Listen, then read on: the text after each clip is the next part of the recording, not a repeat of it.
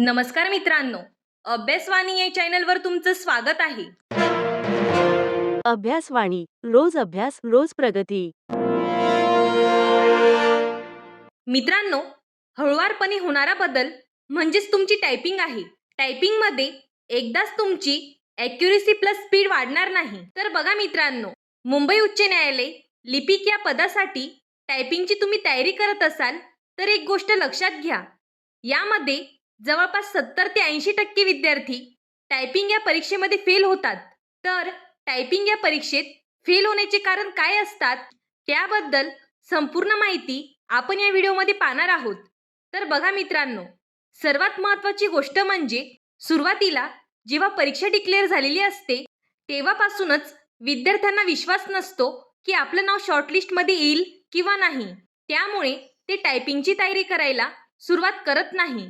त्यामुळे त्यांची टायपिंगची स्पीड ही अत्यंत कमी राहते आणि याच कारणामुळे त्यांचं कॉन्फिडन्स लेवल देखील कमी असतो. हे सगळ्यात महत्त्वाचं कारण आहे. त्याचबरोबर ज्या विद्यार्थ्यांची टायपिंगची परीक्षा होणार आहे आणि आपल्याला पास व्हायचं आहे या उद्देशाने टायपिंगचा सराव किंवा टायपिंगची प्रॅक्टिस करायला सुरुवात केली असेल तरी पण विद्यार्थी हे बऱ्याच चुका करत असतात. तर या ठिकाणी सर्वात महत्त्वाचं म्हणजे टायपिंगची प्रॅक्टिस करत असताना एक्झामच्या अगोदर प्रॉपरली जो पॅसेज आहे त्या पॅसेजची तयारी करत नाहीत. त्यामुळे त्यांना फायनल एक्झामचा अंदाज येत नाही की 10 मिनिटांमध्ये आपण कशा पद्धतीने फायनल एक्झाममध्ये टायपिंगची परीक्षा द्यायची आहे. कारण घरी रँडमली कोणत्याही प्रकारचे पॅसेज ते टाईप करत असतात आणि डायरेक्टली एक्झामला जातात. त्यामुळे देखील बरेच विद्यार्थी फेल होतात. बघा मित्रांनो, तुमच्याकडे 10 मिनिटांचं योग्य मॅनेजमेंट असेल तरच तुम्ही फायनल एक्झाममध्ये पास होऊ शकता, अन्यथा पास होऊ शकणार नाही. तर यासाठी काय केलं पाहिजे? तर बघा मित्रांनो, रोज आपण प्रॅक्टिस केली पाहिजे, हे खूप महत्त्वाचं आहे. समजा तुम्ही रोज 100% अभ्यास करतात, त्यातलेच तुम्ही 20% हे टायपिंगला दिले पाहिजे.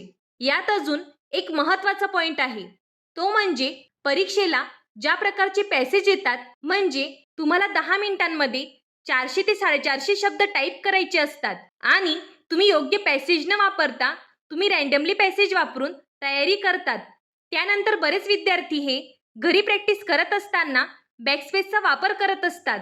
बॅकस्पेसचा वापर केल्यामुळे चुका तर होतातच आणि स्पीड देखील अत्यंत कमी होऊन जातो.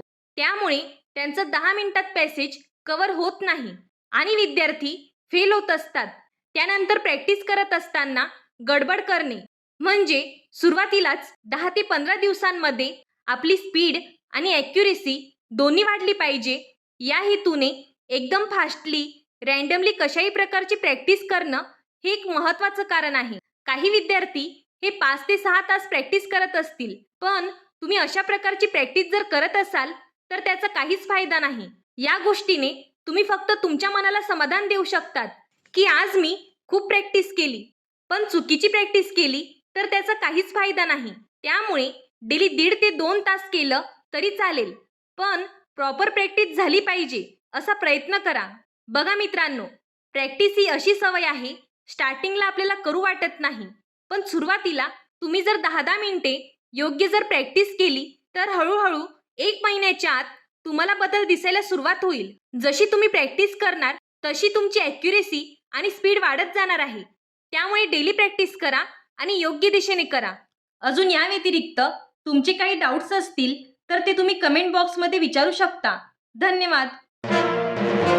अभ्यासवाणी रोज अभ्यास रोज प्रगती.